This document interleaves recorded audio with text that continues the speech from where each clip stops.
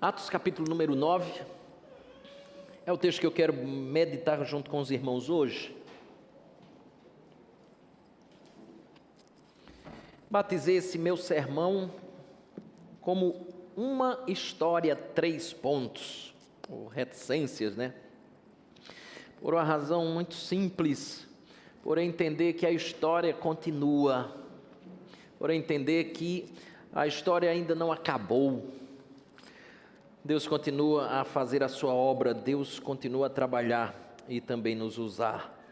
E por uma razão muito simples, nós estamos comemorando no mês de maio 10 anos de história dessa igreja. 10 anos, chegando à adolescência por graça divina, sem rebeldia. Não somos adolescentes rebeldes, né? Pelo menos eu percebo isso. Mas Deus já tem dado uma graça muito especial para a gente chegar à adolescência e estar com uns 10 anos, e muita graça do Senhor. Eu não vou ler o texto por uma razão muito simples, para que eu possa ganhar o tempo da leitura e, obviamente, eu possa, à medida que eu for lendo, vou fazendo os comentários pertinentes e aí a gente vai avançando, tá bom? Mas como eu estava falando, estamos completando 10 anos e tudo começou assim, ó. Começou em reuniões dentro da casa, essa é a dos meus pais, né? Estávamos tendo reuniões, né, preparatórias na casa do nosso irmão Gerson, né, e da nossa irmã Zefinha, que são os pais de Diego, Allen e do irmão Bruno, e éramos tudo assim, ó, tudo com cara de guri. Esse aí vocês conhecem, né? Tudo com cara de moleque. Alguns de nós era só a carcaça. Olha, Vitor Ribeiro, só a grade, né, como alguns dizem. Isso a Globo não mostra, mostra não, nem ele. E tudo começava nesse local aqui, ó, que é exatamente onde você está. Essa casa que era meio que abandonada, e seus proprietários, depois que souberam que a igreja mãe, ou a igreja congregacional centro, desejava abrir uma congregação, resolveram abrir as portas desse local para que essa igreja pudesse começar. E a proposta era de apenas 2 anos, estamos aqui há 10.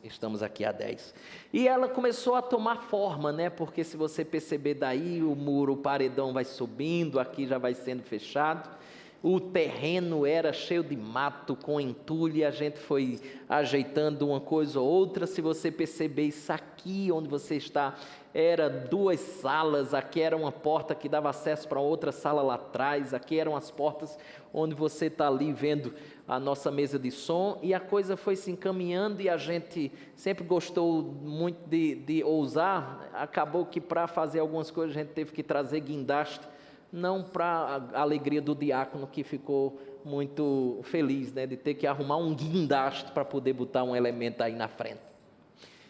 A história nossa foi muito assim, eu estava contando isso hoje pela manhã. Boa parte, desde o início da nossa história, os irmãos estão assim com a mão na massa. Não se preocupe, Glauber, que vai chegar a hora, viu?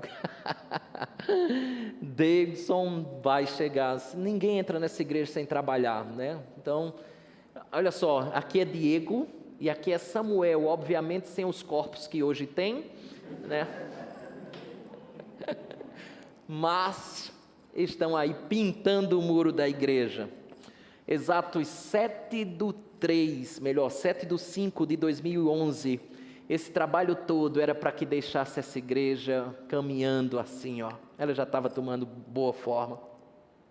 Para que o dia 7/5 ela tivesse assim, bem linda como ela estava.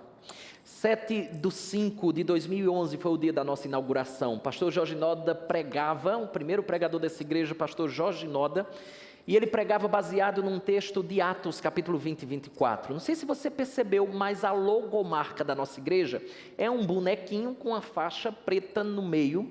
E a ideia da nossa logomarca era de o bonequinho ser alguém que estivesse correndo e a faixa aqui do meio fosse exatamente a linha de chegada. Tudo isso foi baseado em Atos, capítulo 20, verso 24, que diz: em nada considero a vida preciosa para mim mesmo, contanto que completa a carreira e o ministério que recebi do Senhor Jesus para testemunhar do Evangelho da graça de Deus.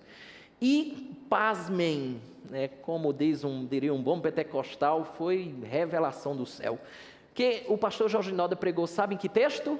Atos 20 e 24, sem ninguém dizer absolutamente nada. Dia 8 de maio, 8/5, era um domingo, foi o nosso segundo culto. E aí, éramos ainda com cabelo, esse é o nosso irmão Jonatas, alguns bem mais magros e outros também. Mas o fato é que essa era o início de uma história que Deus estava escrevendo. Assim começou a história dessa igreja, dia 7/5/2011. Ao pensar no dia de hoje, me veio à mente duas ilustrações. A primeira delas é da leitura de um livro. Você que já leu um livro sabe muito bem que livros interessantes, eles têm capítulos que são tristes, histórias lamentáveis, já outros capítulos são tão bons que nós fazemos anotações, aí pega aquele marca-texto laranja, verde, marca lá, e pega né, Amanda, bota lá no Instagram, divulga para que todo mundo saiba, e também usufrua de coisa boa como a gente usufruiu outrora.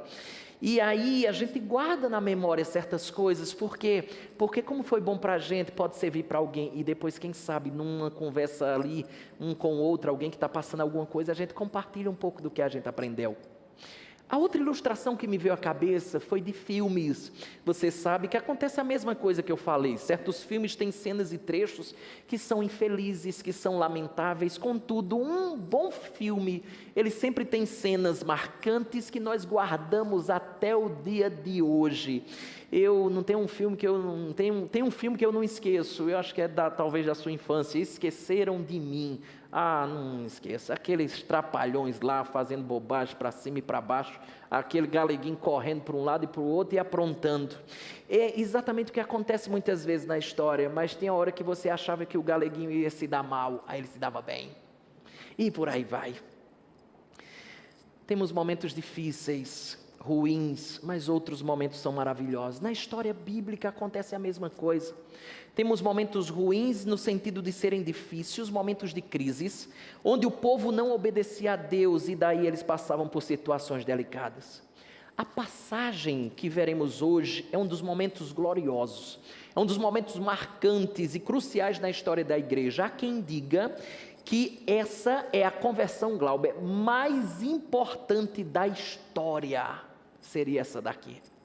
Lembre-se disso, e é isso que eu quero chamar a sua atenção no final da nossa meditação. E isso que eu quero dizer é, a história ainda não acabou. Por isso, 3 pontos no nosso tema, a história ainda não acabou.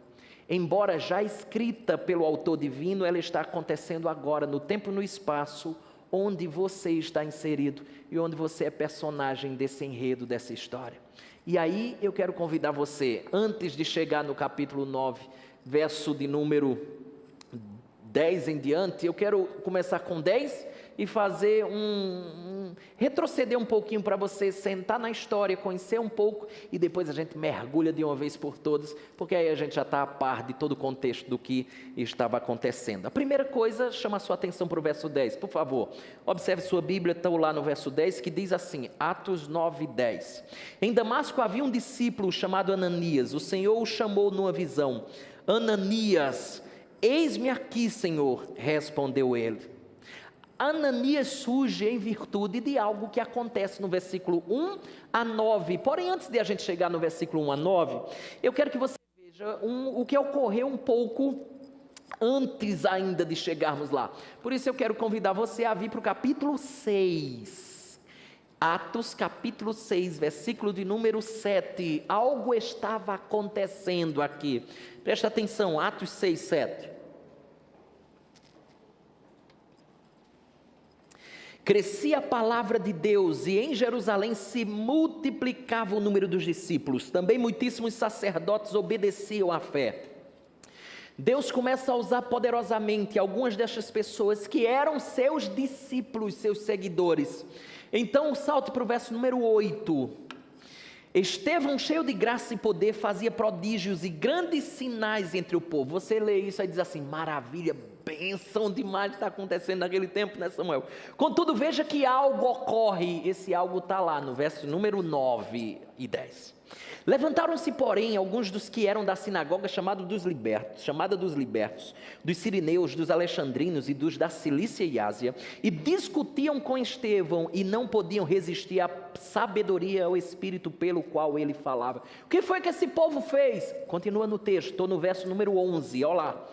Então subornaram homens que dissessem: temos ouvido este homem proferir blasfêmias contra Moisés e contra Deus.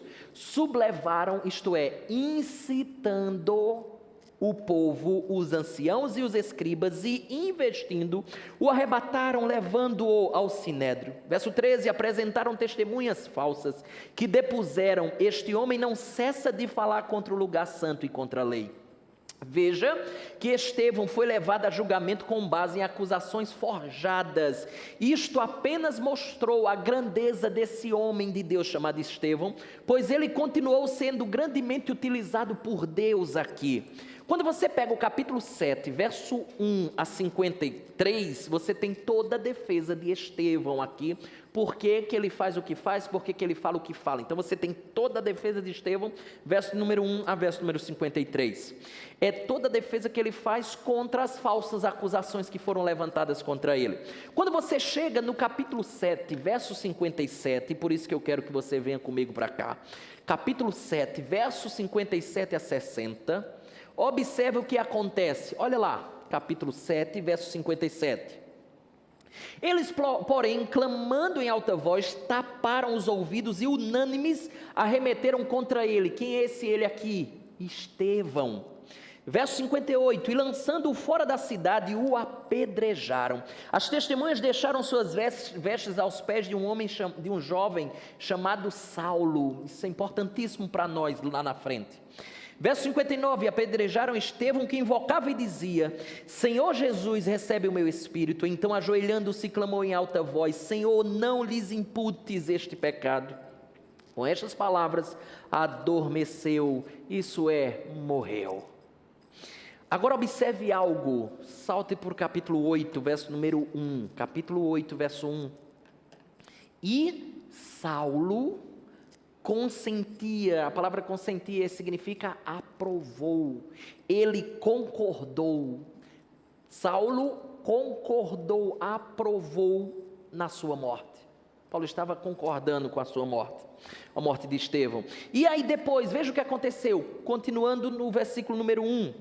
Naquele dia levantou-se grande perseguição contra a igreja em Jerusalém. E aqui, irmãos, você tem aqueles mapas que você nem dá a mínima na sua Bíblia, né? Mas eles ajudam muito a gente a estar mergulhado no enredo. Jerusalém está aqui para baixo, olha, Jerusalém aqui, não sei se nem está dando para ver.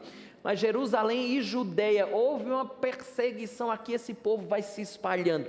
Se você perceber, você nota que aqui são aquelas cidades que você está meio que familiarizado na Bíblia. Por exemplo, aqui tem Corinto, a gente ficou muito tempo por aqui, não ficou? Lembra? Corinto, você tem aqui Tessalônica, Bereia, todos os lugares onde os apóstolos passaram. Paulo, por exemplo, eles saem daqui, saem fundando igreja por todas essas regiões aqui. De modo que, continue no texto, ele diz assim: grande perseguição contra a igreja em Jerusalém, e todos, exceto os apóstolos, foram dispersos pelas regiões da Judeia e Samaria. Judeia e Samaria. Continue, verso 2: alguns homens piedosos sepultaram Estevão e fizeram um grande pranto sobre ele. Agora presta atenção na seguinte informação, verso 3: Saulo, porém, assolava a igreja, entrando pelas casas e arrastando homens e mulheres, encerrava-os no cárcere. Verso 4: entre mentes os que foram dispersos iam por toda parte pregando a palavra. Entendeu? Eles saíram pregando a palavra, e por isso que você tem igrejas nos mais variados lugares que você percebe aqui nesse mapa.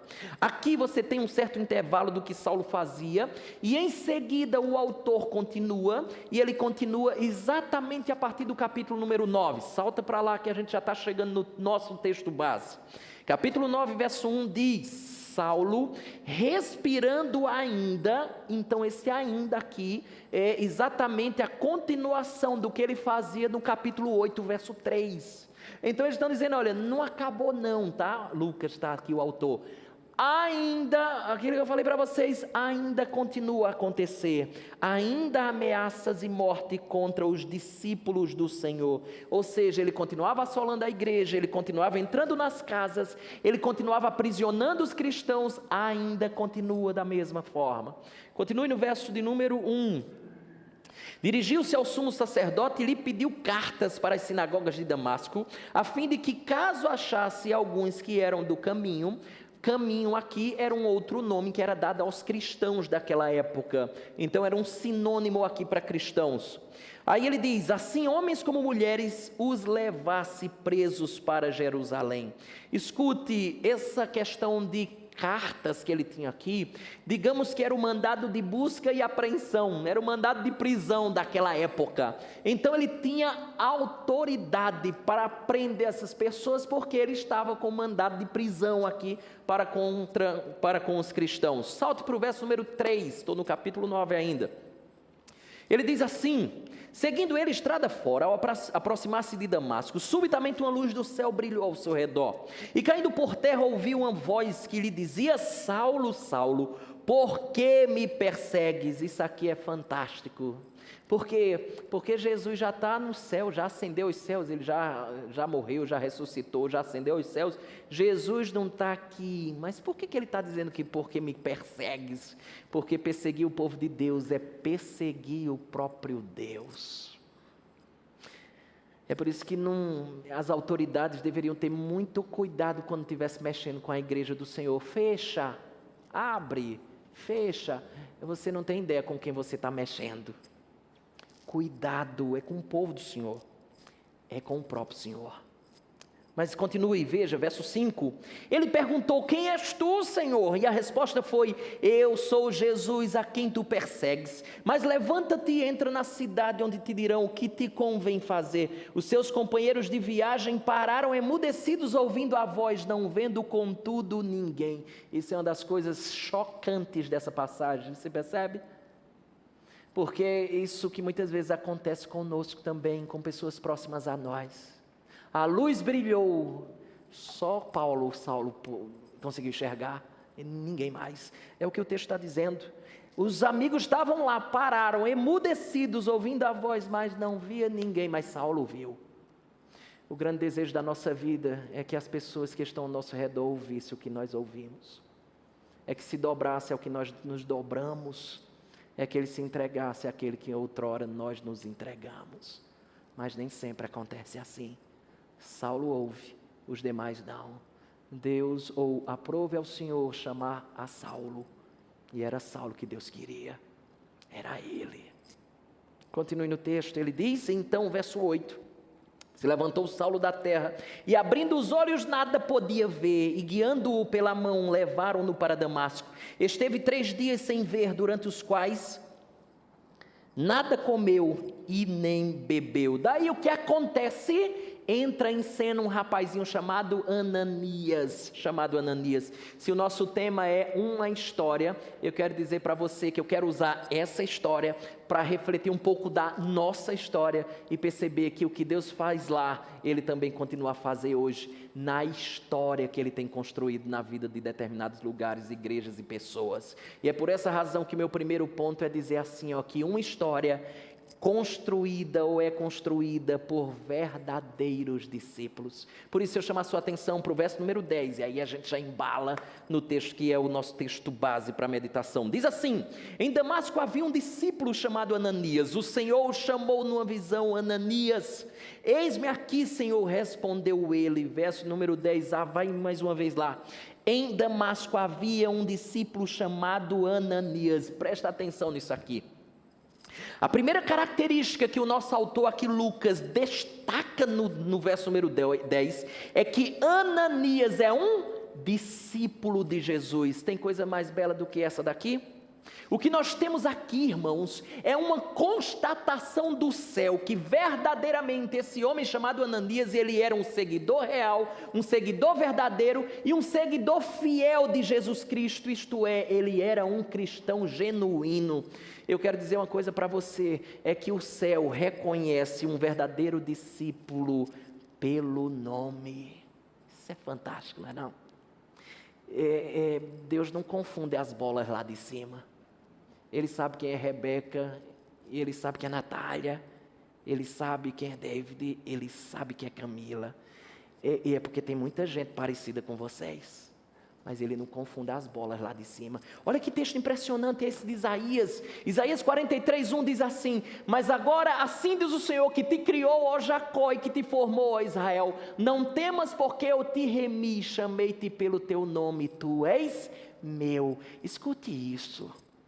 Você está aqui persuadido dessas verdades. Você está buscando a Deus, vivendo para Deus, com todo o seu coração, com toda a tua alma.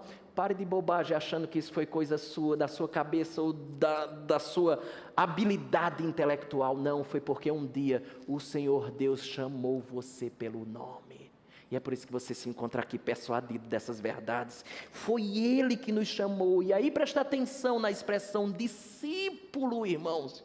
Essa é uma das coisas que tem me chamado muita atenção nessa passagem, porque, como alguém já disse, note, não está escrito aqui apóstolo, não está escrito aqui bispo, não está escrito aqui pastor, evangelista, presbítero, líder, doutor, pós-doutor, mestre. Não está escrito nenhum desses termos aqui. Embora Deus use grandemente pessoas como essas e chame-as como seus instrumentos, quando Deus decide usar um homem, Ele não usa apenas aqueles que têm títulos. Na verdade, Deus não se prende a títulos ou aos títulos que alguma pessoa tenha, mas também Deus utiliza crentes comuns, assim como eu e você, assim como nós, anônimos, poderíamos dizer nesse caso. E por que eu estou dizendo anônimos aqui? É simples, porque em toda a Bíblia, você só encontrará duas referências à pessoa de Ananias. Uma delas eu queria que você viesse comigo aqui, é Atos capítulo 22, verso 12, dá uma olhadinha comigo lá, Atos 22, 12. Você só encontra duas referências à pessoa de Ananias. Uma é essa daqui, Atos 22, 12, que diz assim, ó: um homem chamado Ananias. Você coloca o dedo lá, lê comigo, depois volta para Atos capítulo 9, lá rapidinho.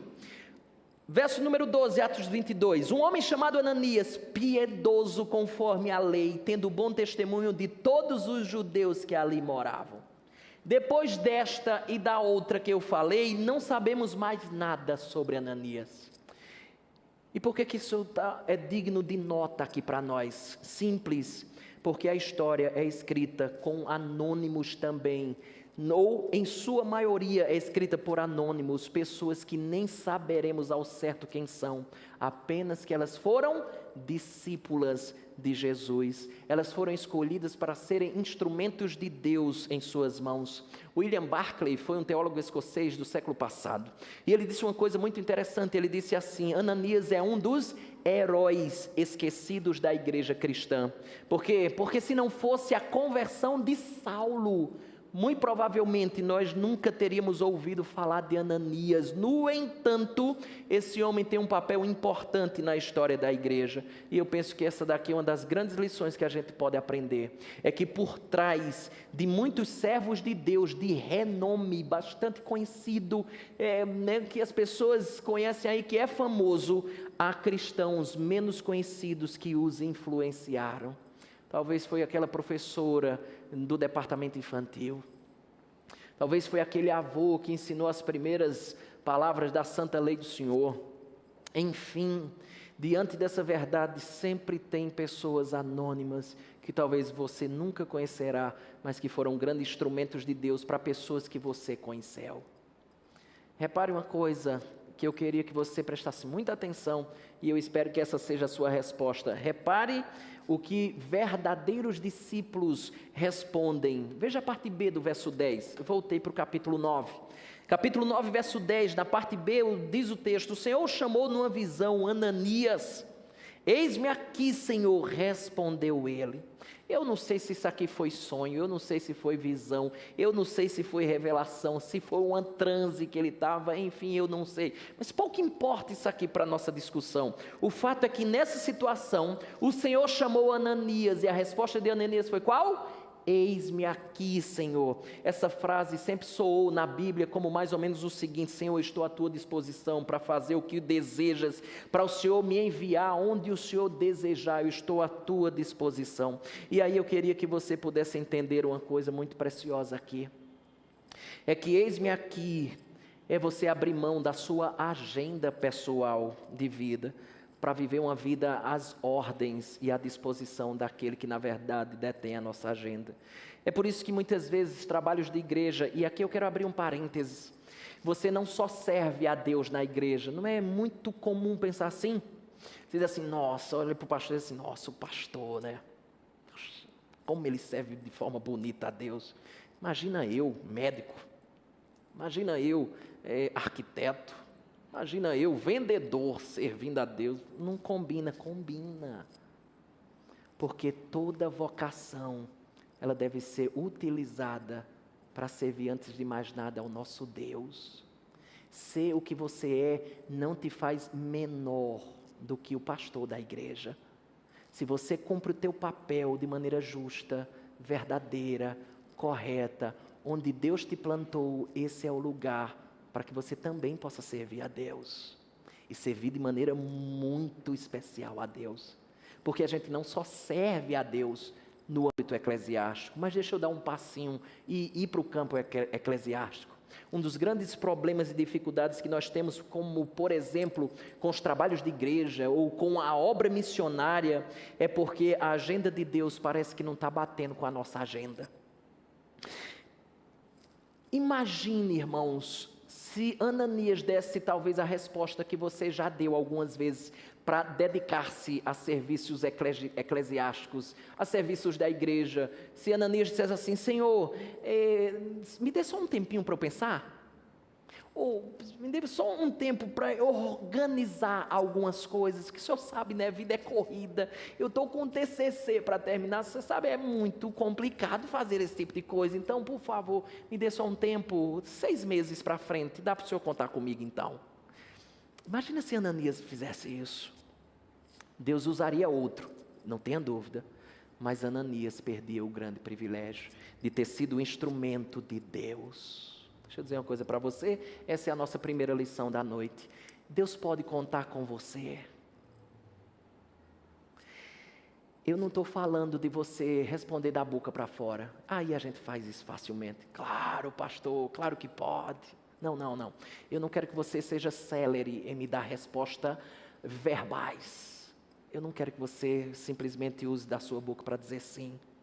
Mas eu quero que você entenda, se você realmente responderia, eis-me aqui, Senhor. Você está disponível para fazer parte da história maravilhosa da obra de Deus, que Ele tem escrito, que Ele tem realizado em Campina Grande, na igreja que você faz parte. O que você responde quando é chamado para certas atividades? Os homens de Deus responderam via de regra assim, eis-me aqui, Senhor. Você vai para o Antigo Testamento, Abraão é chamado por Deus, ele diz, eis-me aqui, Senhor. Quando você vai lá para o Êxodo, você escuta Deus chamando Moisés e a resposta de Moisés é, eis-me aqui, Senhor. Você vai mais para trás um pouquinho e tem um rapaz chamado Samuel e ele escuta a voz de Deus e a resposta dele é, eis-me aqui, Senhor. Você vai para tantos outros, Elias, Isaías, Ananias, e a resposta deles é, eis-me aqui, Senhor. A pergunta é, Deus pode contar com você? À medida que a comunidade que você faz parte apresenta algumas coisas, ou tem algumas demandas, é Deus mostrando a você que você pode contribuir e usar a sua vida. E eu não estou falando de dinheiro, tá? Porque via de regra a gente vincula logo com ajuda financeira, faz parte também. Mas eu posso usar os dons e talentos que Deus me deu em prol de... E aí você tem uma infinidade de coisas que ocorrem ao longo de um ano dentro de uma igreja. Note que uma coisa especial aqui acontece. Escute, Ananias disse, eis-me aqui, sem nem saber do que se tratava. Aí é que o buraco é mais embaixo, como a gente diz. É mais complexo ainda. Porque ele nem esperou Deus dizer do que é. Porque a gente geralmente diz assim, não, por favor, conta logo o que é, porque, olha, eu não estou preparado para surpresa nenhuma. Não, eis-me aqui, Senhor. Não sei nem o que é, mas estou à sua disposição. Então, do que se tratava? Eu sei que você está curioso, então vamos lá. Primeiro, uma história construída por verdadeiros discípulos. É o que tem acontecido aqui ao longo de 10 anos. Segundo lugar, é que essa história é direcionada por Deus. Veja, verso número 11. Então o Senhor lhe ordenou: dispõe-te e vai à rua que se chama Direita. E na casa de Judas procura por Saulo, apelidado de Tarso, pois ele está orando. Uma das coisas mais espetaculares desse versículo é a de que Jesus sabe muito bem onde encontrar aqueles que lhe pertencem. Você percebeu o verso número 11? E não apenas leia, para salvação, Jesus sabe encontrar também aqueles que estão angustiados, que era um pouco do caso de Saulo lá. Estava cego, não estava enxergando nada, obviamente que ele estava angustiado. Veja que coisa linda isso aqui, irmãos, o que diz o versículo número 11. Dentre tantas e tantas pessoas que já existiam no mundo daquela época, Jesus sabe o nome dele, o seu nome era Saulo. Escute, dentre tantas e tantas cidades existentes daquela época, Jesus sabe o nome da sua cidade de nascimento. A cidade de nascimento do indivíduo é Tarso. Dentre tantas e tantas ruas e casas que existiam naquela época, Jesus sabe a rua, a casa, e naquele instante, o que a pessoa lá estava fazendo? Saulo estava orando. O que significa dizer, para mim e para você, é que Jesus nos conhece, Ele acompanha a nossa história, Ele sabe a nossa localização geográfica, Ele também sabe o nosso estado. Isso é belíssimo, irmãos. Ele sabe seu nome, sabe onde você mora, sabe a sua casa, sabe o que você passa, Ele está a par de todas as coisas. E isso me lembra muito 2 Timóteo 2,19, o Senhor conhece os que lhe pertencem. Deus conhece muito bem você. Mas o Senhor dá uma ordem a Ananias, preste bem atenção nisso. Vá à rua que se chama Direita e na casa de Judas. Essa é uma rua principal, existente ainda hoje na cidade de Damasco, que é a capital da Síria.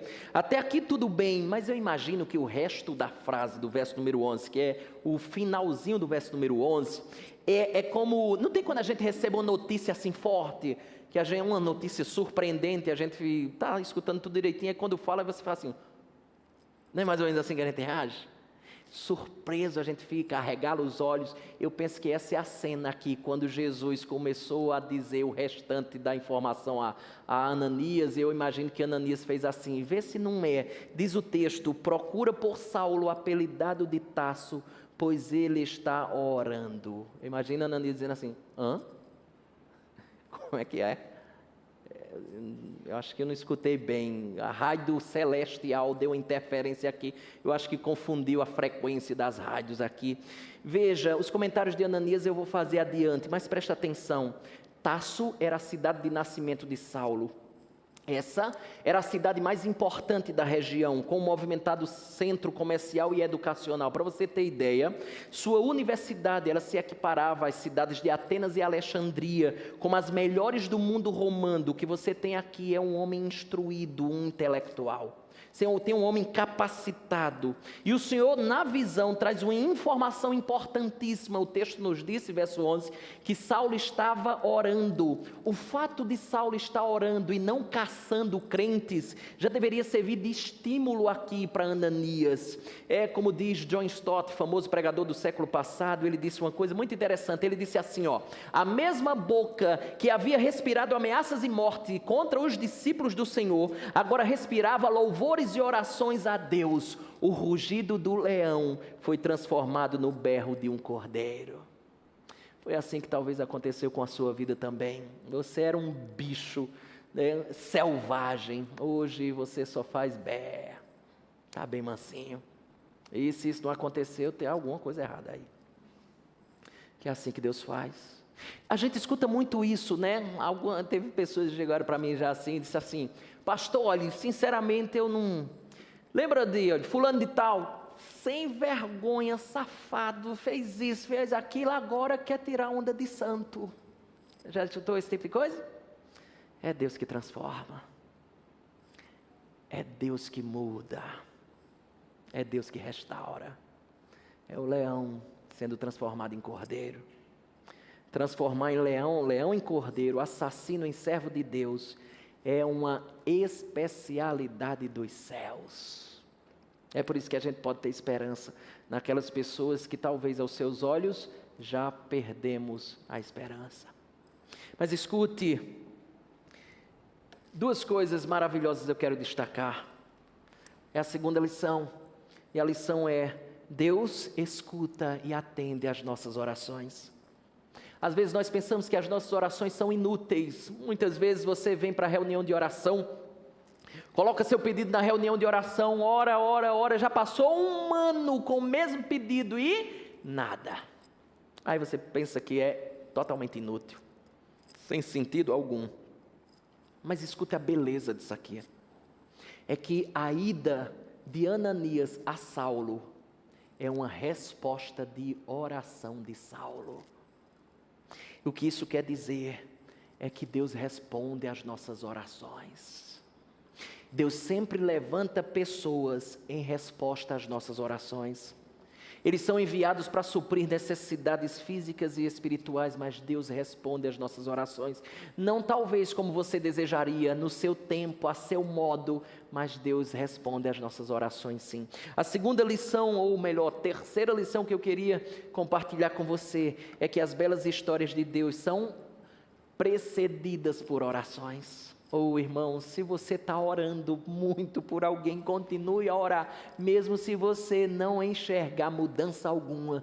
Por quê? Porque a oração, via de regra, precede as grandes ações de Deus. A isso veja, o autor de Lucas, melhor, o autor de Atos é Lucas. E Lucas, tanto é o autor de Atos, como do Evangelho que leva o seu nome. Veja, acontecimentos importantes, tanto no Evangelho de Lucas, como em Atos, eles são acompanhados de oração. Toda grande obra relatada em Lucas e em Atos é precedida por orações. Deus sempre conduz seu povo à oração e logo em seguida Ele derrama da sua graça, aviva o seu povo, Ele derrama do seu poder e por aí vai. Veja, Cristo encorajou Ananias, aparecendo-lhe numa visão, e preparou Paulo também, lhe dando uma outra visão. Veja isso no verso número 12, ele já vai também nos mostrando mais algumas coisas. Diz o verso 12: e viu entrar um homem chamado Ananias e impor-lhe as mãos para que recuperasse a vista. É como se Jesus dissesse assim para Ananias: Ananias, presta atenção, se preocupa não, eu já também mostrei a Saulo que haveria de chegar um homem a ele, chamado Ananias, que ia impor as mãos, restaurar a sua vista. E então, Ananias, se preocupa não, está tudo casado, não vai dar nada errado. Em outras palavras, Jesus está dizendo: Saulo está pronto para recebê-lo. Entenda, Ananias, você é a resposta das orações de Saulo. Pode ir que você vai ser recebido. Deixa eu dizer uma coisa para você, às vezes é assim que acontece conosco. Às vezes Deus está preparando corações e Deus não desperdiça encontros. Talvez você seja o instrumento que Deus vai usar para aquele que Ele já preparou, seja lá no seu trabalho, academia, seja onde for. Escute, Deus prepara sempre corações para a chegada do seu Evangelho. É fato que às vezes alguns rejeitam e fecham a porta na sua cara, mas outros Deus já tem preparado para que você lance as sementes. Já falamos sobre que a história é construída por verdadeiros discípulos. Segundo lugar, que ela é direcionada por Deus. Mas em terceiro lugar, o verso 13 a 14 nos mostra que ela é desafiadora. Se não vejamos verso 13, diz uma coisa muito interessante.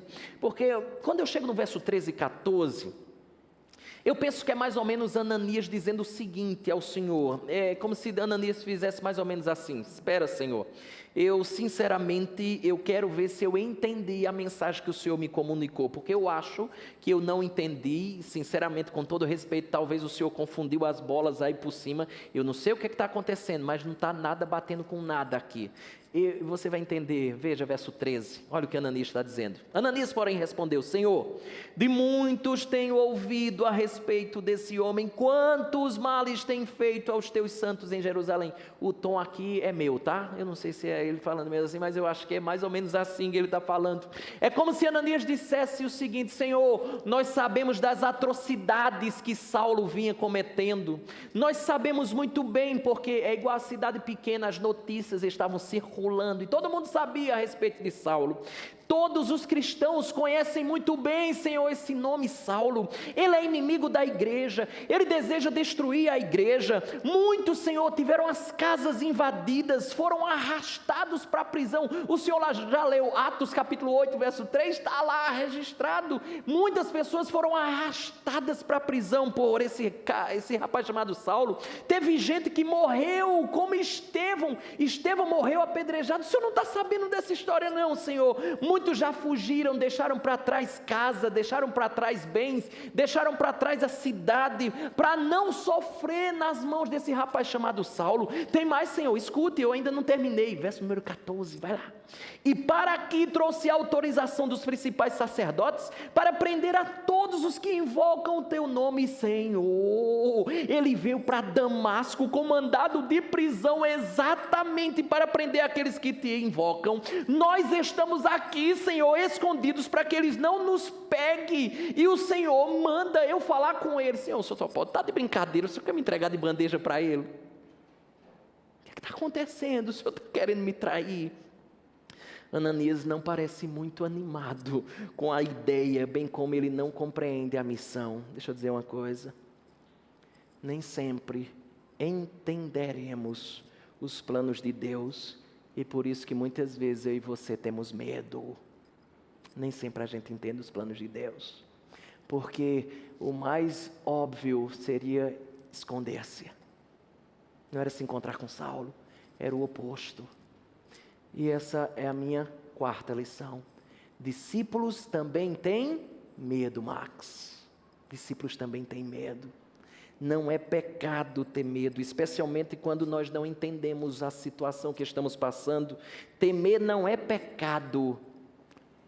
O ponto é que você precisa sempre lembrar, em meio aos seus medos, que existe alguém que está no controle da situação. Ele tanto está do lado de Saulo, revelando a Saulo, como está do lado de Ananias. Ele abarca as duas situações e é ele mesmo que está conduzindo ambas. Essa é a ideia.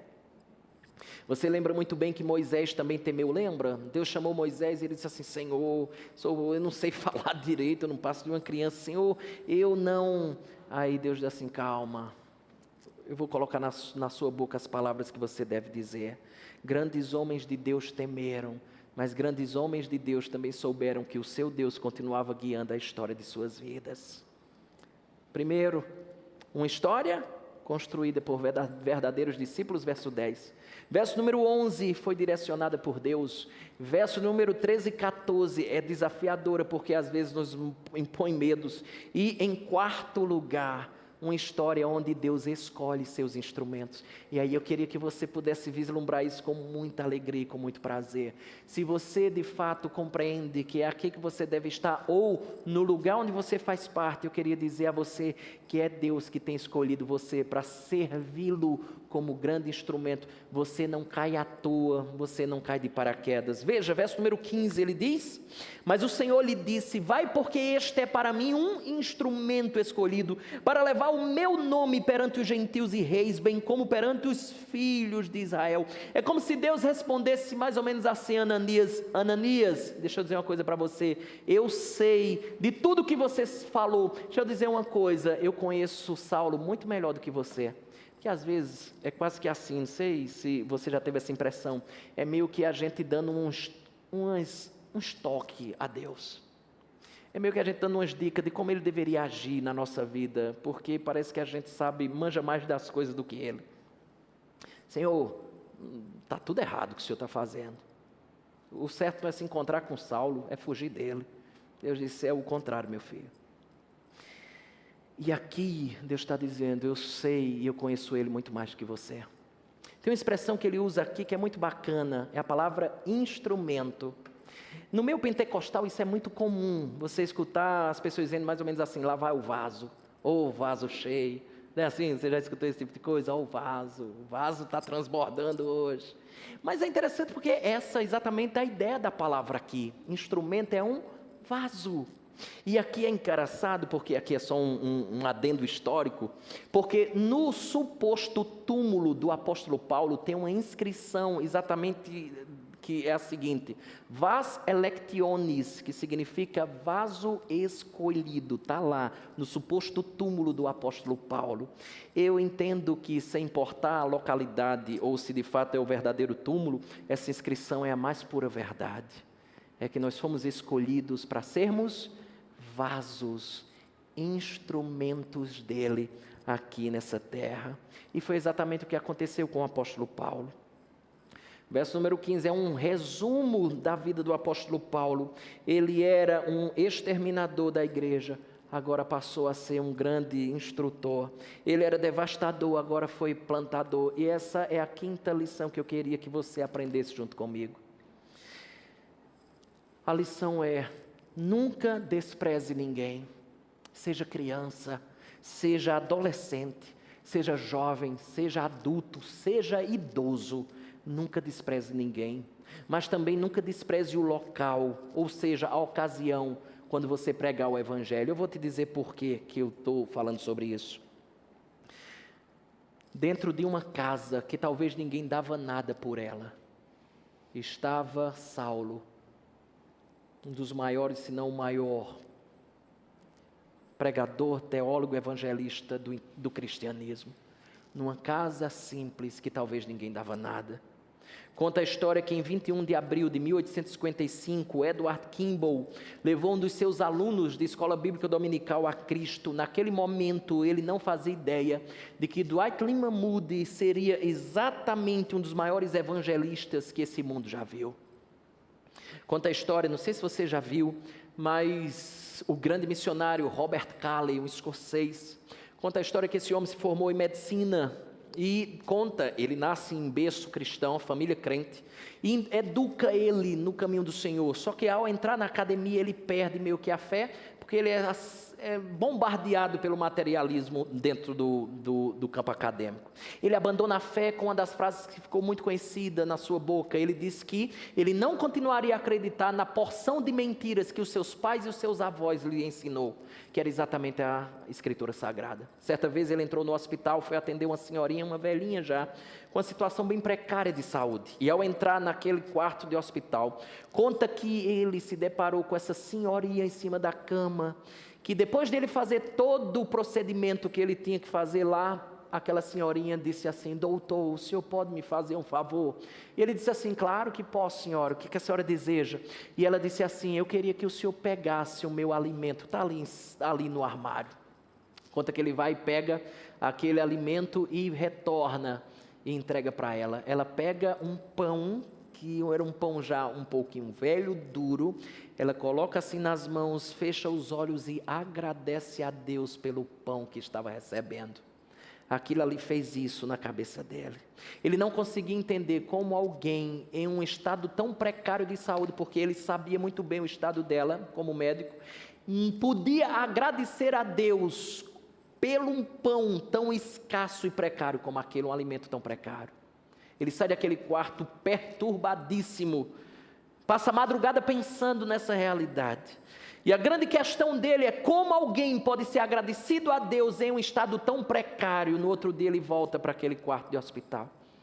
Faz a pergunta, aquela senhora disse: eu estive aqui ontem. Ela disse: eu sei muito bem. E ele disse: minha senhora, eu fiquei muito curioso para saber por que a senhora tem um coração tão grato a Deus, mesmo estando em uma situação tão precária de saúde, e mesmo diante de uma refeição tão pobre como a sua? A resposta dele quebrou aquele homem. Ela disse: eu sou grata, porque eu um dia depositei a minha fé no Senhor Jesus Cristo. Eu sou filha dele, ele é meu, vou morar no céu. Meu Jesus é muito bom para mim, eu só tenho que agradecer a ele. O ateísmo daquele homem cai por terra. E conta a história que ele começa a se matricular em escolas de estudo bíblico.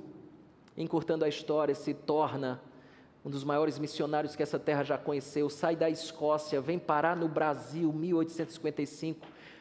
Vem parar aqui em Pernambuco, vai para o Rio de Janeiro e planta a primeira igreja congregacional do Brasil. Se você é fruto você hoje é congregacional, ou se está hoje na igreja congregacional, você pode dar graças a Deus por uma senhorinha que estava em cima de uma cama e que talvez poderia até imaginar que não poderia fazer nada em prol do seu Senhor. Nunca despreze o local, o ambiente, as pessoas, porque ali pode estar um vaso escolhido de Deus. E foi assim que o congregacionalismo começou a criar raízes no Brasil, através de uma história de alguém com saúde precária, com alimentação precária, mas que tinha um coração nem um pouco precário, mas muito grato a Deus. O último exemplo que eu quero dar acerca dessa coisa foi em uma reunião com 12 a 15 pessoas de uma pequena igreja metodista da Inglaterra. Nesse dia, era uma manhã, o pastor não pôde pregar porque parece-me que teve uma chuva ou foi uma nevasca, alguma coisa desse tipo, e impediu ele de ir à igreja pregar. E subiu ao púlpito nesse dia um rapaz para pregar, magro, e ele, alguns dizem que era um sapateiro, outros dizem que era um alfaiate, enfim, o fato é que era um homem simples e iletrado. E a história conta que esse homem abriu nesse texto aqui, Isaías 45, 22, e disse assim: olhai para mim e sede salvos, vós todos os limites da terra. Conta a história que nem sequer esse homem pronunciou corretamente, seu Elião, as palavras certas desse texto. Mas isso não teve importância, porque a pessoa que estava lá escutando disse exatamente o seguinte: à medida que ele dizia assim, olhe para Cristo, aquela pessoa que estava lá escutando aquele letrado pregador disse que as nuvens que obscureciam seus olhos, elas começaram a se dissipar e elas naquele dia se encontravam com Cristo. As trevas foram embora, o sol da justiça brilhou. Sabe quem é que estava naquela reunião com 12 a 15 pessoas, numa igreja pequenina da Inglaterra, uma igreja metodista? Esse rapaz que você conhece muito bem, Charles Haddon Spurgeon, conhecido como o príncipe dos pregadores do século de número 19. Não despreze pessoas, não despreze locais, porque ali pode estar um vaso escolhido por Deus. Pule para o verso 16. Diz assim: pois eu lhe mostrarei quanto lhe importa sofrer pelo meu nome. Veja, aquele que perseguia agora começa a ser perseguido. Hernandes Dias Lopes tem uma sequência de sofrimento de Paulo que é muito interessante. Ele diz assim, olha, depois de sua conversão, Paulo sofreu muito. Ele foi perseguido em Damasco, está aqui no capítulo 9, verso 23 a 25. Ele foi rejeitado em Jerusalém, ele foi esquecido em Tarso, ele foi apedrejado em Listra, ele foi preso e açoitado em Filipos, ele foi expulso de Tessalônica e de Bereia, ele foi chamado de tagarela em Atenas, de impostor em Corinto, ele foi enfrentar feras em Éfeso, ele foi preso em Jerusalém e acusado em Cesareia, ele enfrentou um naufrágio lá no caminho para Roma, foi picado por uma víbora lá na cidade de Malta, ele chegou a Roma preso e mais tarde foi decapitado pela guilhotina romana. Ele, diante de todas essas coisas que ele padecia, ele escreveu algo fantástico. Ele disse assim, a nossa leve e momentânea tribulação. Espera aí, você está de brincadeira? Leve? Apedrejamento é leve? Naufrágio é leve? É leve dependendo daquilo que você compara com. Ele está comparando com o céu, e ele está dizendo: nenhuma dor, nenhum sofrimento que você passe aqui pode ser comparado com as glórias e a alegria que você desfrutará lá. São leves comparada ao peso de glória que você desfrutará na eternidade. Ele sabia que a causa era digna do seu sofrimento e que esse sofrimento sim valia a pena. Mas olhe, Ananias, ele foi persuadido pelo Senhor. A gente dá um passo a mais e esse é o nosso último ponto. Lembra uma história construída por verdadeiros discípulos. Segundo, direcionada por Deus. Terceiro, desafiadora. Em quarto lugar, Deus escolhe os seus instrumentos. E em quinto, é uma história que Deus tem abençoado grandemente. Era a história que a gente está estudando e é a história dessa igreja aqui. Veja, verso número 17, ele diz: então Ananias foi e entrando na casa, impôs sobre ele as mãos, dizendo: Saulo, irmão. Meus irmãos, quão doce e quão estranho foi para ele falar e escutar: irmão Saulo. Por quê? Porque esse rapaz, na verdade, era um inimigo da igreja. Escute, esse homem está sendo tratado como um irmão deles. Parte B do verso 17, ele diz: o Senhor me enviou, a saber, o próprio Jesus que te apareceu no caminho por onde vinhas, para que recuperes a vista e fiques cheios do Espírito Santo. Esse texto me lembra muito esse aqui. Você já conheceu, já leu certamente, ou já cantou, né? Oséias 6:1 diz assim: vinde e tornemos para o Senhor, porque Ele despedaçou e nos sarará, fez a ferida e a ligará. Eu não sei se já aconteceu com você, eu sou muito persuadido que sim, mas Deus já fez algo que feriu você, mas foi muito importante para a sua caminhada. Lembre de uma frase que temos dito aqui reiteradas vezes. Ela foi falada por um homem chamado Matt Chandler. Ele disse o seguinte: Deus, quando fere, Ele fere como um cirurgião, não como assassino. E se Ele cortou, Ele sabe que é exatamente o local apropriado para o corte. Mas esse que também abre, Ele é especialista na suturação.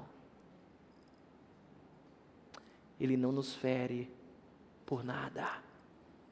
Ele sempre nos fere para o nosso bem. E aquele que fere também tem o cuidado de curar, de tratar. Nunca fica só ferida aberta. Ele é o supremo cirurgião. Deixa eu trazer uma lição que eu penso tem a ver com o que Ananias está fazendo aqui. Última lição dessa noite é que nós devemos abraçar os novos irmãos independente do seu passado. Não tinha antigamente, hoje em dia não se fala mais, mas não tinha antigamente a expressão cruzeta. Assim, fulano é uma cruzeta.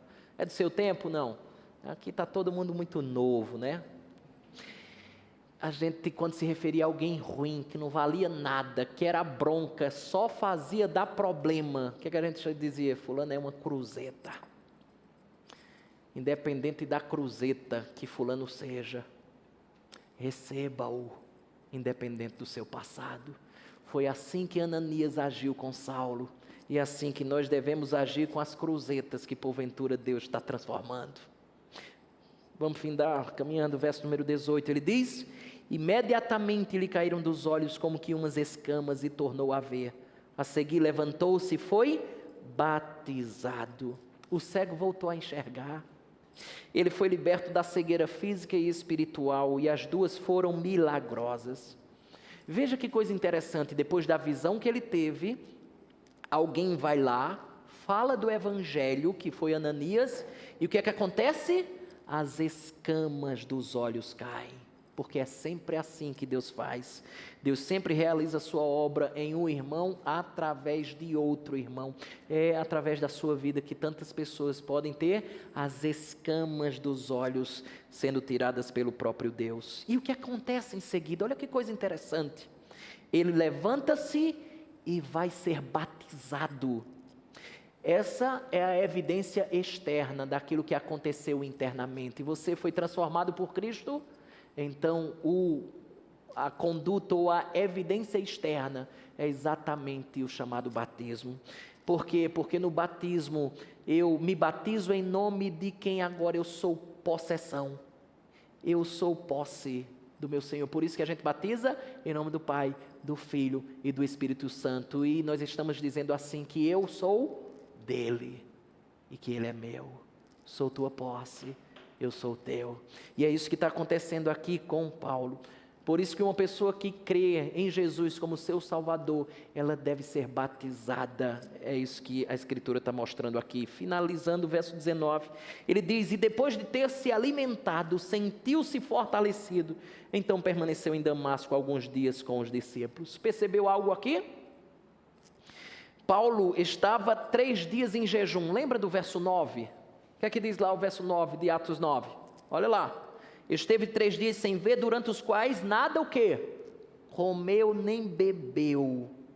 Mas a primeira coisa que ele faz não é encher a barriga. Eu duvido que talvez isso acontecesse também com alguns irmãos da igreja que eu conheço. Eu acho que eles iam encher logo a barriga, conhecendo alguns. Mas não é isso que Saulo faz. Ele vai ser batizado. E isso nos ensina uma coisa muito especial. É que os assuntos espirituais vieram primeiro dos físicos. 3 dias sem comer, eu quero ser batizado. Após a conversão de Saulo, ele é inserido, sabe aonde? Na comunhão dos santos. Olha o que diz verso 19 na parte final. Então, permaneceu em Damasco alguns dias com os discípulos. Sabe o que isso significa? Comunhão é indispensável. Não existe essa história de desigrejado. Não existe. Porque senão, Saulo tinha vivido a sua vida e por aí vai. Não, ele permanece com os porque a comunhão é indispensável. Solte para o verso 20 e tudo que já fora falado acerca dele começa a acontecer. Preste atenção. Verso 20 diz assim: logo pregava nas sinagogas a Jesus, afirmando que este é o Filho de Deus. Ora, todos os que o ouviam estavam atônitos e diziam: não é este o que exterminava em Jerusalém os que invocavam o nome de Jesus, e para aqui veio precisamente com o fim de os levar amarrados aos principais sacerdotes? Verso 22, Saulo, porém, mais e mais se fortalecia e confundia os judeus que moravam em Damasco, demonstrando que Jesus é o Cristo. Decorridos muitos dias, os judeus deliberaram entre si tirar-lhe a vida. Veja os sofrimentos acontecendo, que Jesus já tinha dito: importa que você sofrerá pelo meu nome. Isso aqui, irmãos, é precioso, sabe por quê? Porque parece que esse tipo de página, ou que essas páginas, parece que não faz parte das bíblias do movimento da teologia da prosperidade. Você tem o homem mais relevante da história do cristianismo e ele começa a correr risco de morte. Verso 24, porém o plano deles chegou ao conhecimento de Saulo, dia e noite guardavam também as portas para o matarem, mas os seus discípulos tomaram-no de noite e colocando-o num cesto, desceram-no pela muralha. Assim uma bela história foi escrita, foi construída, com os mais variados personagens, e eu quero concluir dizendo exatamente o seguinte: foram vários os personagens, mas o diretor continuava sendo o mesmo. Um dos personagens morre, lembra do nome dele? Estevão. Um outro personagem anônimo, mas é usado poderosamente por Deus, lembra quem foi? Ananias. Um perseguidor é transformado no maior evangelista, plantador de igreja, teólogo, pastor e mestre de todos os tempos. Seu nome era Saulo, que se transformou em Paulo. Entretanto, deixa eu fazer uma observação aqui antes de nós findarmos. É por isso que o tema da nossa meditação era uma história com 3 pontos. Porque a história não acabou. Não houve um ponto final na história. Mudaram os tempos, as épocas, as estações, os personagens, mas a história continua. A nossa história, por exemplo, continua. 2011, tinha gente que era um catoquinho de nada, Emanuel. E uma família que escancarava as portas de sua casa ou do seu terreno para que a gente entrasse. Tem gente que nem com a gente está mais. Teve dias de muito suor. Talvez você já escutou falar sobre a nossa cantina ou o mini restaurante nosso, né? a cantina lá da Consciência Cristã. Éramos garçons, cozinheiros, caixa e por aí vai. Vendíamos uma série de coisas. Muitos de nós, como até falava aqui, esse garçom se enrolou muito com os pedidos. Houve muito cansaço também. Mas o fato é que se tornou isso aqui. A foto não está das melhores, eu sei. Eu não sei nem se você está por lá. Mas se você está aqui, Ele sabe muito bem de como vai ser o rumo dos próximos dias. Você com essa igreja ou com a igreja que você faz parte. Eu quero dizer a você, é que a história continua. Permita-lhe fazer uma pergunta. Quando você olha para si mesmo, olhe para si mesmo. Onde e como você se encaixa na bela história que Deus continua operando nesse mundo? Eu não sei quanto tempo eu tenho de vida. Eu não sei quanto tempo eu tenho de saúde. Eu não sei quantos recursos eu tenho. Mas não diga apenas com os lábios. A tão conhecida frase de Ananias: eis-me aqui, Senhor. Não diga só com os lábios. Seja você um anônimo, seja você alguém conhecido e renomado, seja você um mártir, mas me escute por favor. Seja alguém útil nessa história que Deus tem conduzido, seja aqui, seja onde Deus colocou você e plantou você. Mas não passe sem participar da história. Seja um personagem, e um personagem que dê a sua contribuição no enredo. O meu desejo é que o capítulo que você faz parte, a minha oração é que seja um dos capítulos mais gloriosos dessa história que Deus tem realizado nessa igreja, por meio dessa igreja, ou onde quer que o Senhor tenha levado você. Mas seja útil, porque Deus colocou você na história. Que a sua infinita graça nos capacite a atuar de maneira brilhante, para a glória e louvor daquele que nos inseriu no filme, no mais belo filme, digno da maior estatueta de todos os tempos, a história da redenção. Baixe sua cabeça, vamos orar. Oh Senhor, quando nós olhamos para essa história, só dá para ter confiança por conta do diretor, que é incomparável. Porque nós olhamos para nós mesmos, são muitos atores e atrizes ruinzinhos. Eu estou falando de si, estou falando de mim mesmo. No roteiro está bem escrito, muito claro lá. Mas às vezes a gente nem quer ler o roteiro. A gente quer viver de improviso. A gente quer viver com as ideias que surgem na nossa cabeça. Deixamos um roteiro tão preciosamente escrito pelo Senhor de lado. E aí a gente começa a enfiar os pés pelas mãos, fazer bobagem, fazer aquilo que não está como orientação no roteiro. Só dá para confiar num fim glorioso, porque o diretor é impecável. E nós queremos te louvar, Senhor, porque a luz disso só mostra a grandeza do diretor. Trabalhar com gente como cada um de nós tem que ser muito habilidoso. E é isso que és. Apesar de nós, obrigado por contar conosco. Dê-nos a tua graça, para que nas mais variadas atuações de nossa parte, possamos contracenar da melhor maneira possível. São várias pessoas aqui.